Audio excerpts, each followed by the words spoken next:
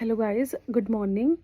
अगर आप यूके में हैं एंड जॉब्स के लिए अप्लाई कर रहे हो और स्टिल बहुत सारी रिजेक्शंस आ रही हैं, है ना, again and again rejections face कर रहे हो, तो मैं आपको 2-3 ट्रिक्स बताती हूँ जिससे आप एक बार ट्राई करो और उसको कंटिन्यूसली करके देखो एक बार। तो डेफिनेटली कुछ ना कुछ पॉजिटिव रिस्पॉन्स आएगा उससे।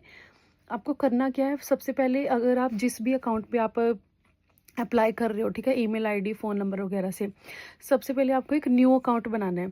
मैं एक एग्जांपल लेके दिखाती हूँ कि अगर आप सेन्सबरी में अप्लाई कर रहे हो, ठीक है, आपका एक अकाउंट है, आपने रजिस्टर्ड किया होगा, साइन अप करा होगा।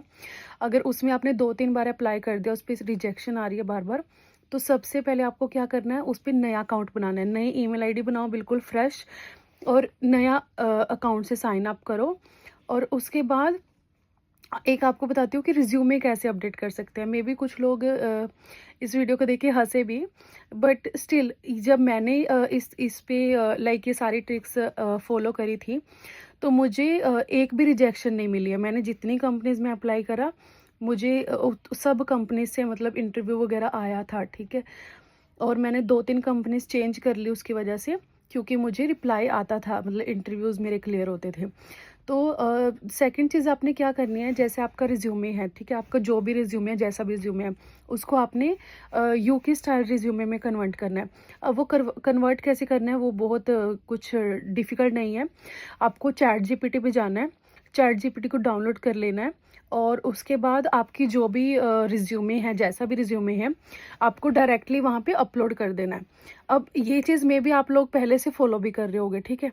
तो मैं उसमें एक और चीज़ आपको ऐड ऑन करके बताती हूँ कि आपने जब वो रिज्यूमे आपने अपलोड करना है, आपने उनको ये बोलना है कि इसको please convert this resume to UK style resume.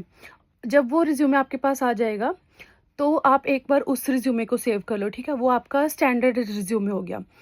उसके बाद मान लो आप सेन्सबरी में जब आप अप्लाई कर रहे हो, तो वो जो जॉब की पोजीशन है, वो पोजीशन है क्लीनर की, ठीक है।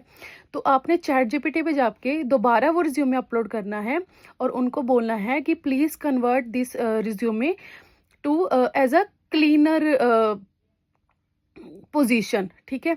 तो जब वो क्लीनर पोजीशन के लिए कन्वर्ट करेगा ना, तो वो जो आपका रिज्यूमे होगा, उसमें क्लीनर के most of the keywords add हो जाएंगे, जिसमें जब आप वो रिज्यूमे अपलोड करोगे, है ना, तो कंपनी को ये होगा कि ये बंदा क्लीनर के लिए ही अप्लाई कर रहा है, और उसको उसका जो रिज्यूमे होता है ना, वो सिलेक्ट होने के ऑप्शन या फिर उनके सामने आने के ऑप्शन उसके as compare to normal resume से थोड़े ज़्यादा होंगे, क्योंकि उसमें कीवर्ड्स ऐड होंगे, ठीक है।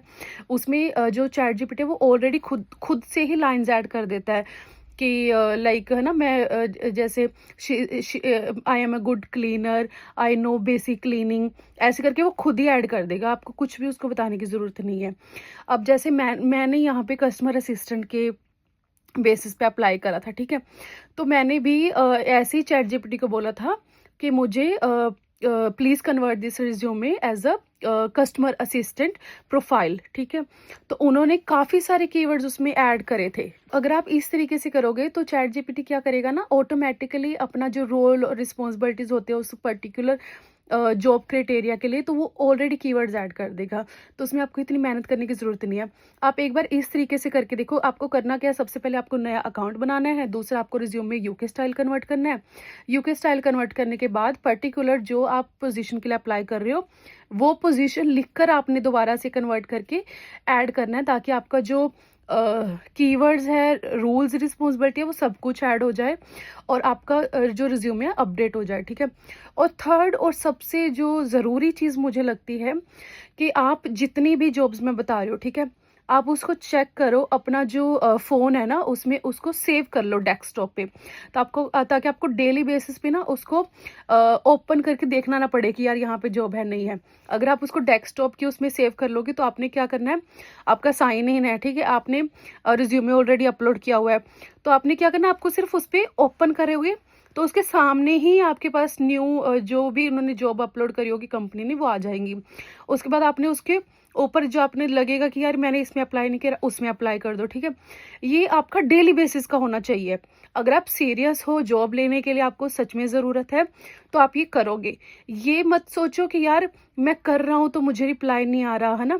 आप डेली बेसिस पे उसको करो, ठीक है। मेरा भी कुछ ऐसा नहीं है कि मेरा लक बहुत अच्छा है और मुझे ईजिली चीज़ें मिल जाती है। ऐसा बहुत कम लोगों के साथ होता है, ठीक है।